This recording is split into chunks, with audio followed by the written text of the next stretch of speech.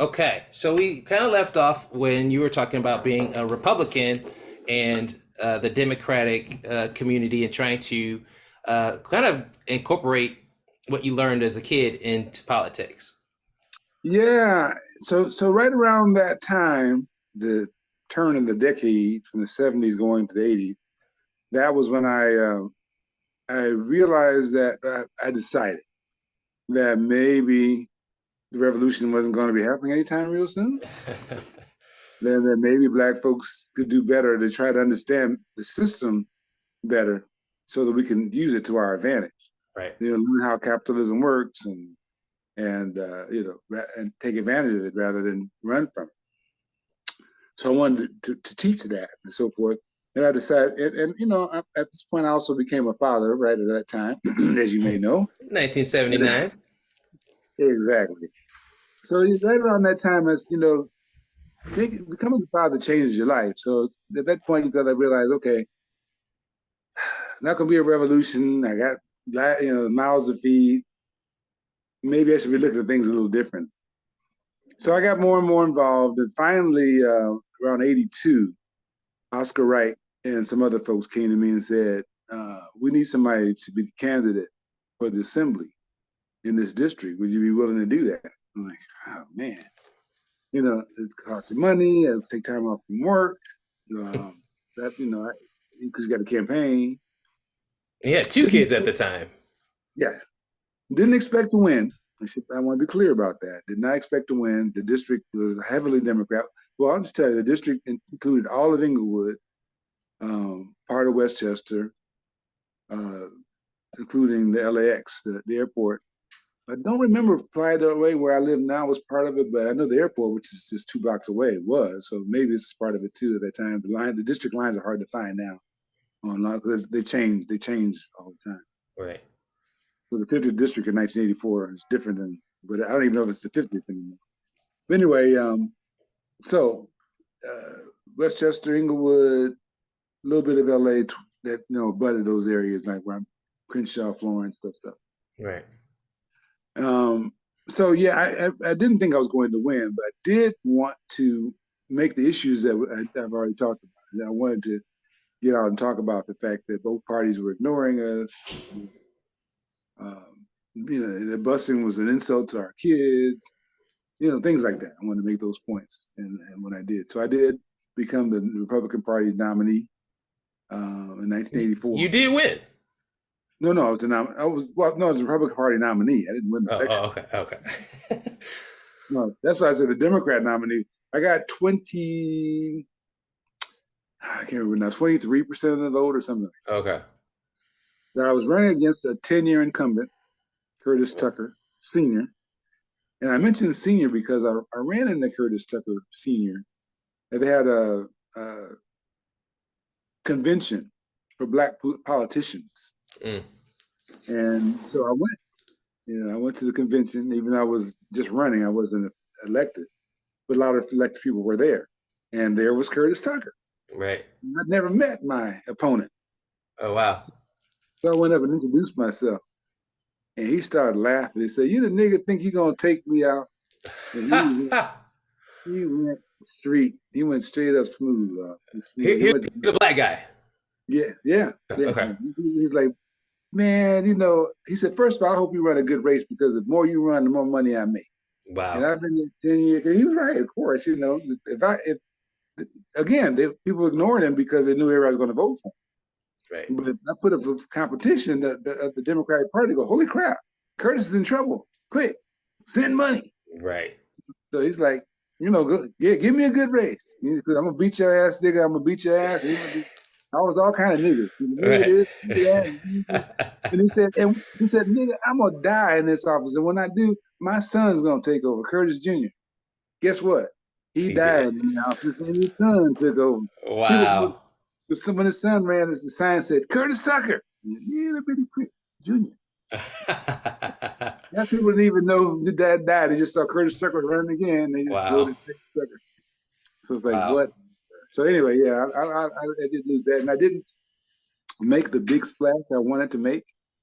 Obviously, because nobody remembers anything from that campaign.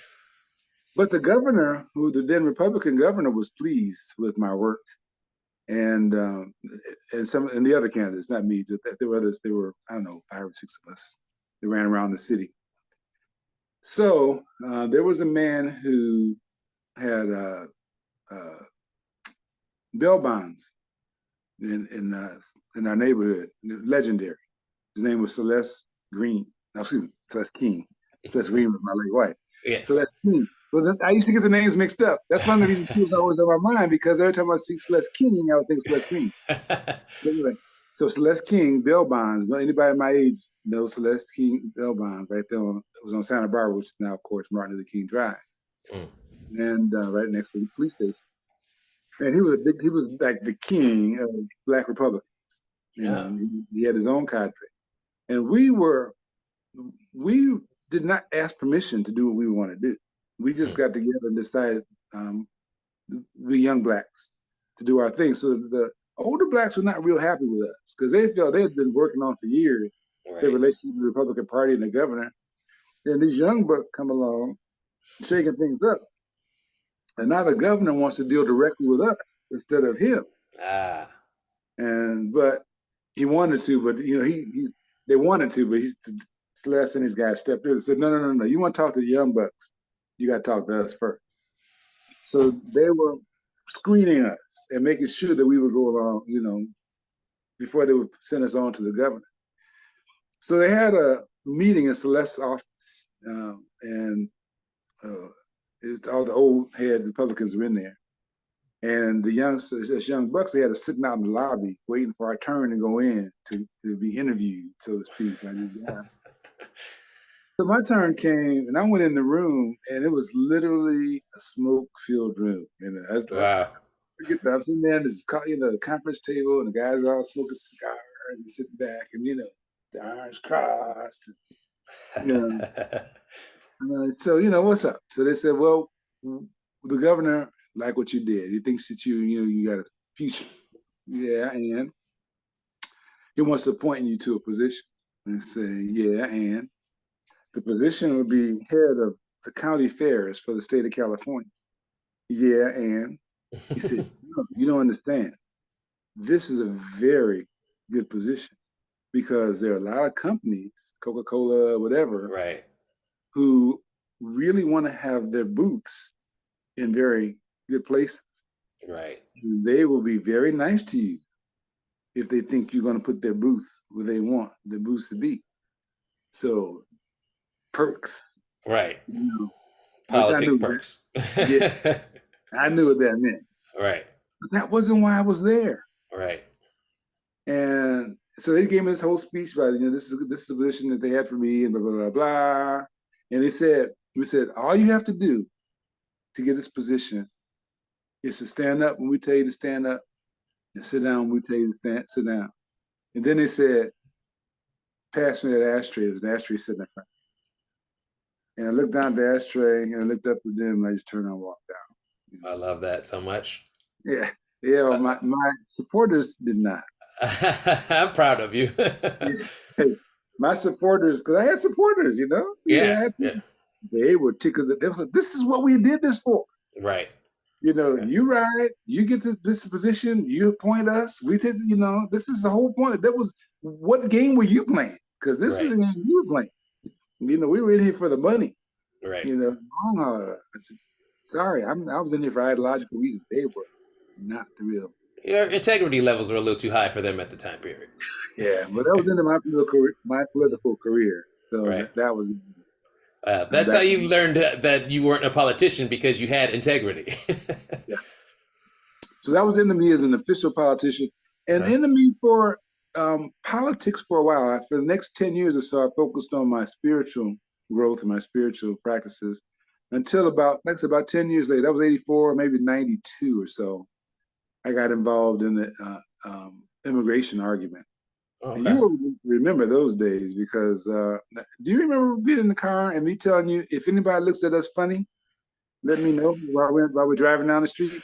I do not remember this. Because what was happening was, I was in the news. I was on TV. Wow. I was in the news. I was the governor had picked several of us to be on what he calls the Speakers Bureau. And so whenever they needed to buy anybody to go out and speak on the subject, they would pick us for the Speakers Bureau to go on to be interviewed here and there. So yeah, I had an article, I had a editorial in the LA Times, and you Wow. ever read it? No, I had to send you that. please. Yeah, the title was "Illegal Immigration is by Definition Criminal." Anyway, that's where I was at the time, Yeah. and so yeah, so people, a lot of Latinos thought I was anti-Latino, which couldn't be further from the truth. I never was, Right. but because that was the way it was. If you didn't like the illegal immigration, I know the term is not used very much now, but at the time it was. If you didn't like that, then obviously you didn't like Mexicans. I'm like, no. I believe at the time people just follow the rules. Now I realize now a lot more to it than that. Right. Anyway, that was your father's influence there. 30 years, exactly. Just follow the rules, buddy. We'll hook you up. And I knew a lot of Latinos, and I still have a very good friend of mine who's a Latina who was a supporter of mine at the time. She said, my people came through legally, and we get ticked off by these people who not, and blah, blah, blah.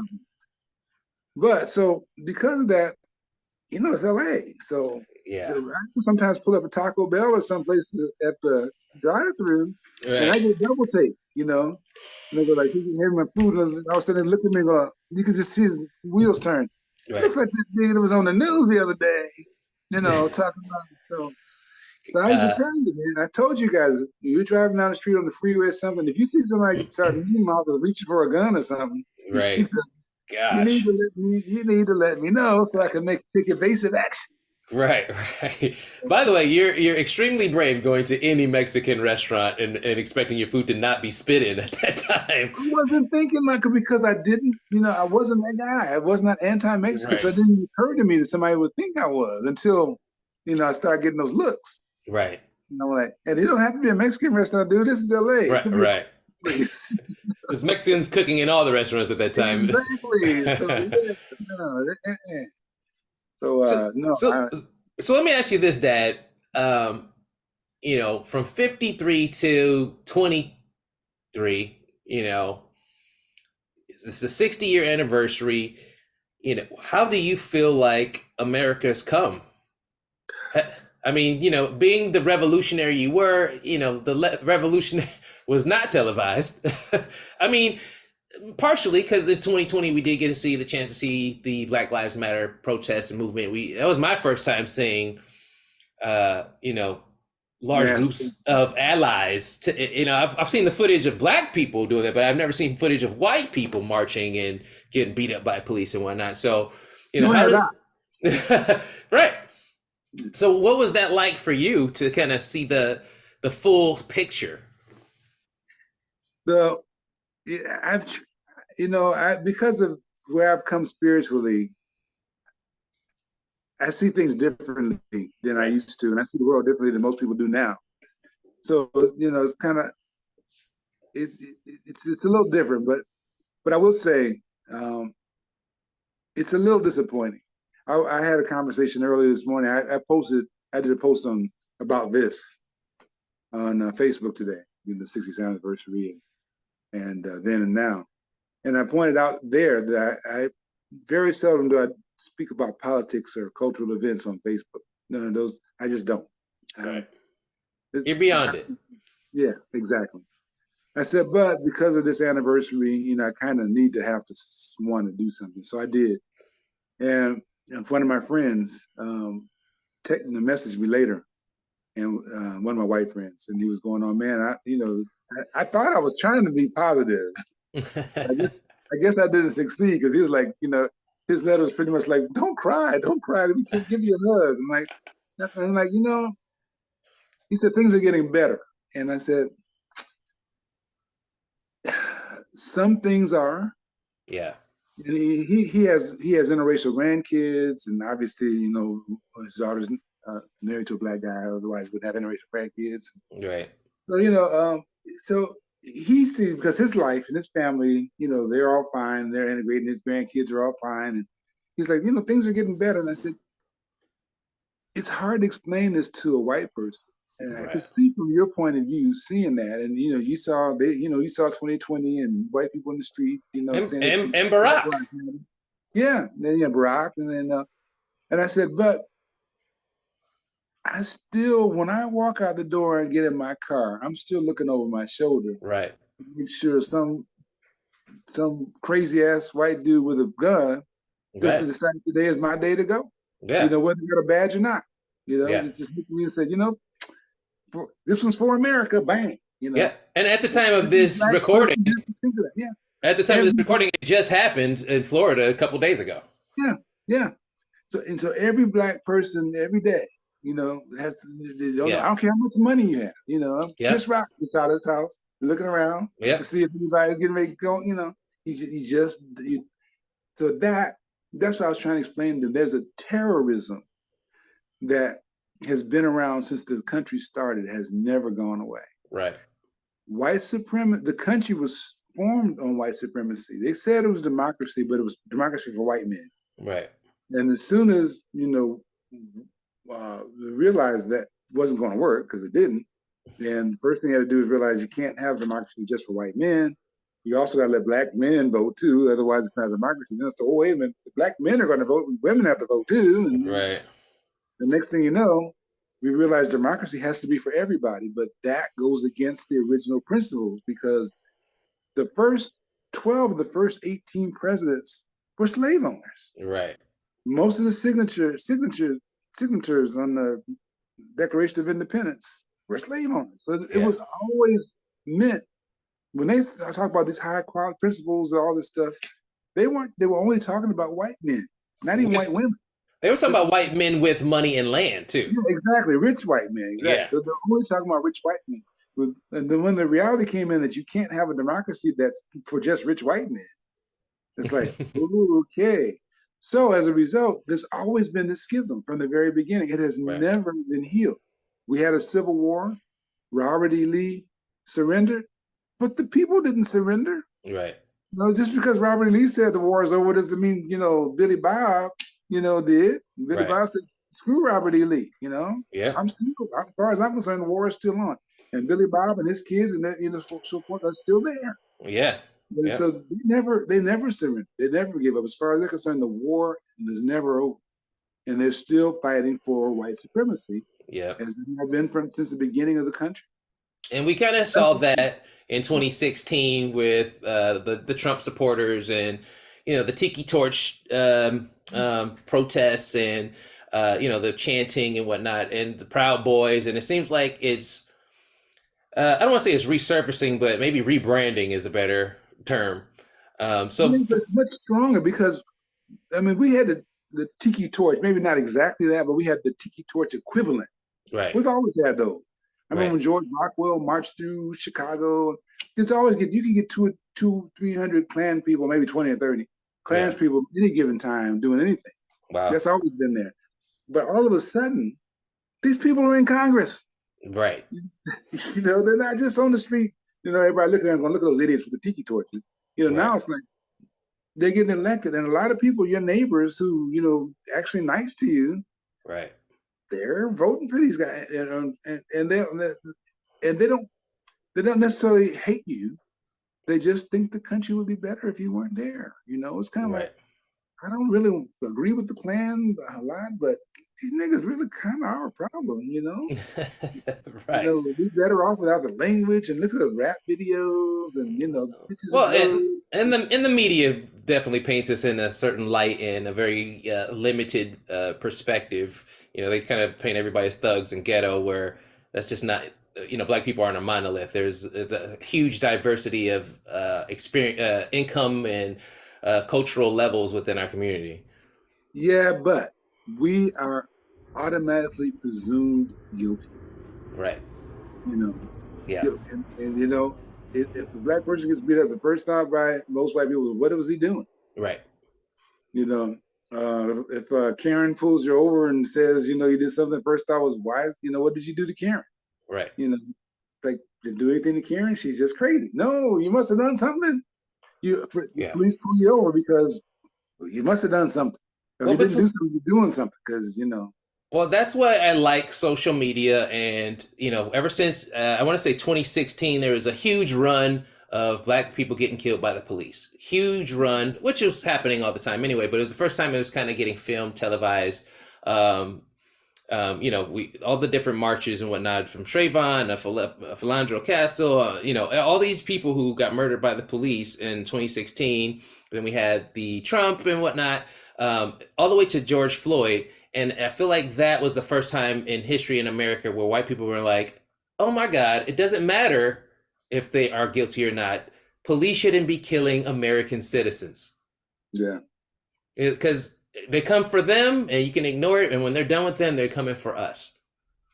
yes. Unfortunately, in my opinion, and I would love to be wrong, and I have been wrong about this before. Let me take a little step back. I thought in 2022 that all Republican candidates were going to say, if they lost, were going to say that it was stolen. Right. No Republican candidate was ever again going to concede. Right. And the militias were just going to go nuts. Yeah. I thought if they won, they were going to go nuts because it proved that America loved them. And if they lost, they were going to go nuts because it proved that America was going down the wrong road. Right. So either way, they were going to go nuts. Right. I was wrong. They did not uprise. They did not burn anything. In fact, here's some good news. They seem to be ignoring Trump. Right. Trump has been out there begging people to come out to his indictments. Come to Miami. Come on out there and let them know you don't appreciate that. You get 20, 30 people, maybe a couple hundred at the most. Right. None of them, the thugs he was hoping would come out to tear up stuff. Because they said they're going to be protests like you've never seen before. So I have this is a question for you. As a young revolutionary, I'm sure it was a dream to see something like January 6th. As a young revolutionary, it was maybe a fantasy to storm the Capitol and try to force, an ideal or a way of life on America. What do you think about the whole January 6th Capitol riots with, everybody trying to stop the vote, if you will? That was never my vision. My vision of the revolution looked more like Oregon, Portland, than January 6th. I thought it was going to be, against the police or something. It never occurred to me about storming the Capitol. So I don't have anything to say about that. First, from my own personal vision. Right. But as far as January 6th, it amazes me, first of all, that people now, even then, the day after, Republicans are going, what the hell? Now they're going around, well, there's nothing wrong with January 6th. These are patriots and that should be a holiday. And like, wait, what? Right. Kevin McCarthy was on the phone cussing at Trump. Why don't you stop these people before they go crazy? Now Kevin McCarthy's going, January 6th, these are my friends and let's go out. So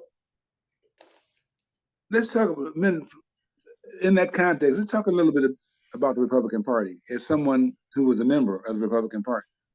Now, a literal member, it's a thing of membership where your card carrying a member. And as a candidate, I became a I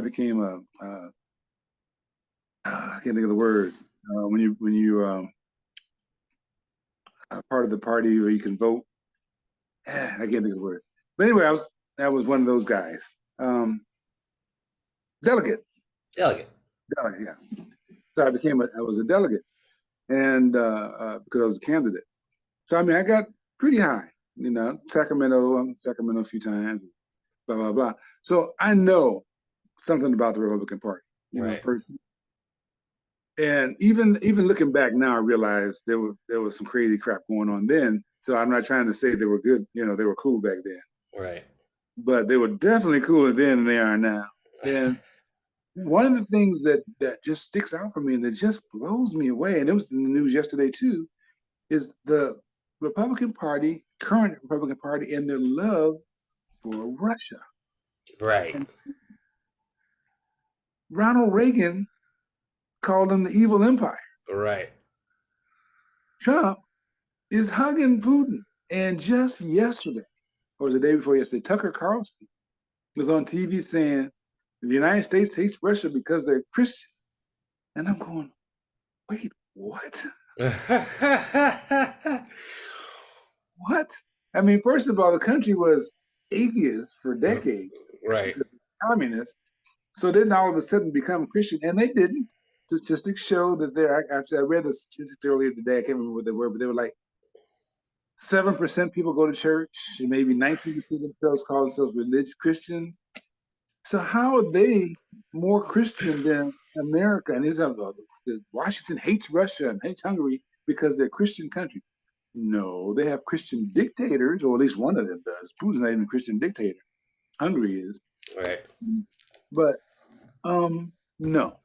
So this one party who had this one issue, which I thought was healthy at the time, they realized I thought Russia, and I still believe that Russia wants to see this place crushed. In fact, I believe one of the reasons it is falling is because of Russia's, got an axe chopping at it by, sending lies. They're doing their own COINTELPRO. Right. They're sending lies about this and lies about that, and building up, giving Trump. Yeah. Anyway, so it's amazing to me that the Republicans can't see that the things that they're promoting are the exact same things that Putin's promoting. Like, if Putin says the U.S. is bad about this, then the Republicans say the U.S. is bad about this. We're like, does it even bother you that you agree with Vladimir Putin? Right. Who just 3 days ago assassinated, a man who everyone knew. I mean, who had 2 months in the pool? Because we knew he was gone.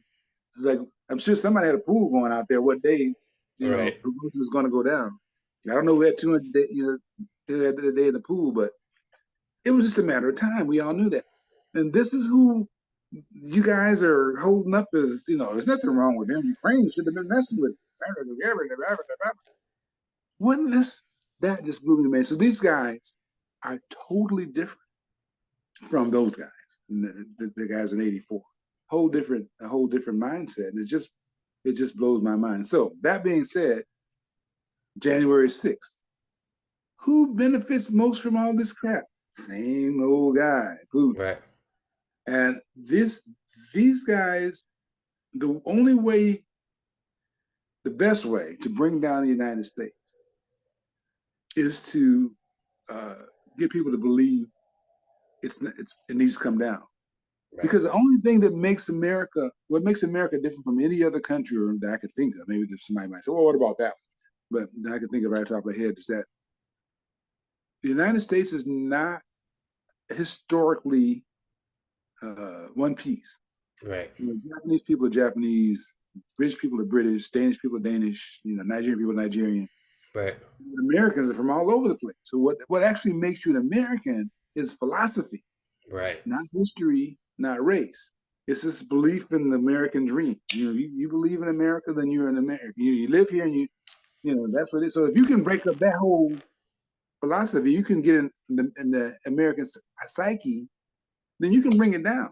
Yeah. If you can convince Americans that the vote is no longer valid, if you can convince Americans that the law is not fair and that it's really going to, if you can convince Americans of all those things, you can bring it down. And that's what they've been working on. They've been working on saying, the elections are false, even though there's no proof. There's proof that we're fine. You even got Republicans going, hey, I was running that election in Georgia.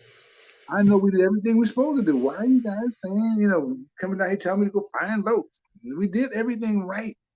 And we're proud of what we did. Right. And it still didn't matter. Republicans that say they want those guys who said that kicked out. Because, So, yeah, that's the part that bothers me about January 6th and things around it. Just so many people who are convinced that the election was stolen. Right. That this election can be stolen, even though they had great technology and make sure it wasn't. Right. But once you start losing faith that the country works, it's over. Right. And so that's what I think about January 6th. They poison the ideal of America, and it causes division, and ultimately deteriorates our culture as American culture, and that's how they conquer us from within. Yeah, And that way, now we got you convinced that democracy doesn't work. Voting doesn't work. It's Yeah. going to lead you to these kind of problems. So screw the voting. We'll just put a dictator in and just go. Dad, I love you so much. I wanted to thank you so much for sharing your history with me. And I just got one more quick question. Um, when you had kids, and obviously you're a grandfather now, and you said it kind of changed your mindset and, it changed your life, changed the way you view things. What do you think America will be like for your grandkids? What do you think? How do you think your participation in history and your influence and the people that were part of your generation is going to help, the 3 generations down? Good question, by the way. I like that question. The bad news is I wish I had a good answer. I'm seriously, as a grandfather, you think. I thought about my grandfather and the role he played in my life. He was my primary male role model. It's like you tell me, I hear about other people feeling that way about their grandfather. So yeah, he was all that for me, and I would like to be that for my grandkids, but I can't think of one thing I can tell them. The only thing I can tell my grandkids, the only advice I can give them is to brush their teeth and get used to working out every day, because those are the 2 things, your body and your teeth. You don't think they're a big deal, but when you get old, you'll be so sorry you didn't do those things, because I am. But, and be a good person. Yeah. But other than that, it's like, I have no idea. I really don't, son. I don't know if the democracy is going to survive. Right. So I don't know what kind of world they're coming into. I know a lot of people say, you're so negative. And again, I was wrong about 2022. I hope I'm wrong about this too. But the people who want to see democracy fail seem to be much more organized than the people who do. Right. These guys are, they're built for war, literal war. Yeah. And the rest of us are going like, my friends are going, oh, it's going to be okay. Our kids are going to grow up and they're going to sing together. And I'm like, not if we don't do something. Right. Because people are making moves to negate elections. So, whoever votes, I mean, DeSantis already pulled an elected official out of office because he didn't like what she was doing. Right. They usually try to work on Fani Willis in Georgia for the same reason, just pull her out. Right. So, I mean, once these things are done, these are things that saying democracy. You voted for these people we don't like, so we're pulling them out. So democracy out the window. Right. And I just don't see that kind of fervor on the other side. So I don't know what to tell. So, well, then, from just listening to you talk and viewing your history as a young revolutionary and activist, somebody who was out there on the front lines and out there trying to change the course of history, maybe the advice would be to stand up for yourself, to be a voice, to protest, to be an activist, to be a revolutionary. If you see something you don't like and you want change in your community, to do something about it. Yeah, except again, see what I got me for 60 or 70 years, 60 years. I don't know if I want to saddle them with that. I mean, right. I don't know. I'm pleased with myself because I made some spiritual things that work for me. But as far as what I was trying to achieve politically, I didn't. And so how can I tell somebody to do what I did, to go out there and do those sorts of things? I don't know. And even if I could, this is told the world is so different from when I was there. I mean, there was no such thing as an influencer. Well, yeah, as we know it today. Right. And, so the whole world is different. Back there, you can go to get a degree in influencing, I'm pretty sure at this point, and so forth and so on. So, internet, it's a total different world. Social media, I have no idea how to give someone advice in that world. Right. You can either tell them and just be outdated and so forth. And because of all these things, they really don't have any interest in that stuff. I mean, they are tomorrow, as you know, my oldest grandson will be 17. Yeah. Same age you were. Yeah. And 14 is my other grandson, who I was when my mom shipped me off to Chicago and I got involved over there. Yeah. So, I mean, I was totally a different world than these guys. Yeah. They're playing video games. They have no clue about the stuff you were on the forefront of your brain at that time. Yeah, I don't even know how much they know about what happened in 2020. I really don't. Right. And they're biracial kids, so their experience is significantly, I won't say significantly different, but somewhat different than yours growing up, is obviously different. Yeah, they're both their parents are brown, but still, yeah, they are biracial. So no one's going to mistake them for being white. Right. But I mean, some of them almost as dark as I am. True. But so yeah, it's different experience, different world. I really wish I could have some words of wisdom for the young people, but I really don't. I just don't. All right. Well, keep your head up, love yourself, be good to people. Well, the last question for you, Pops, we're gonna run out of time soon, and I really want to know. This is something that I wanted to know on my heart. When you saw all these things as a child, and you saw all your leaders get killed, you see, Fred Hampton, and all the conspiracy theories that they thought were conspiracy theories actually became reality, and you're like, oh, they did get assassinated. It wasn't some shootout; it was a shoot-in, and all these things.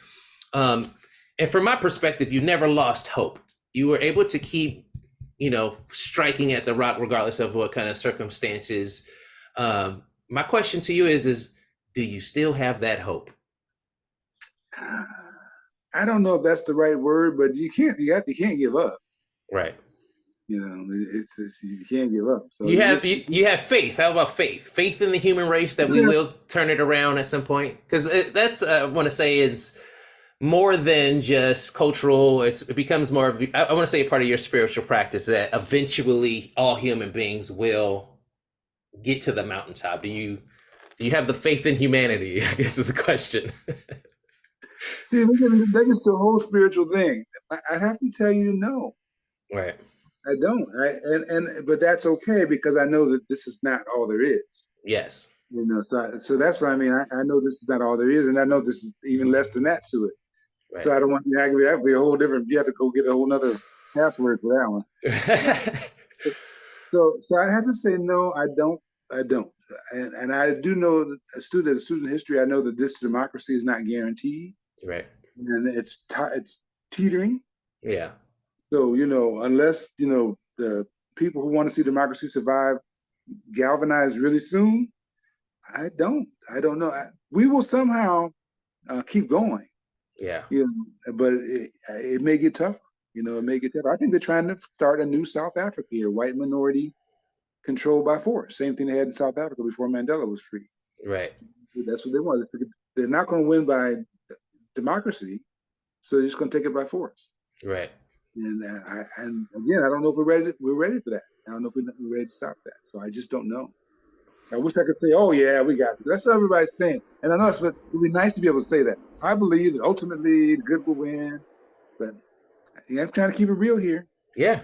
I mean, you've seen the worst of humanity. You've lived through the toughest decades in humanity, minus the Depression and stuff like that. But as far as like cultural turmoil, the 50s, 60s, 70s, that's where it was at. And you were on the front line. And so that's why I was kind of wondering how it affected your hope with humanity.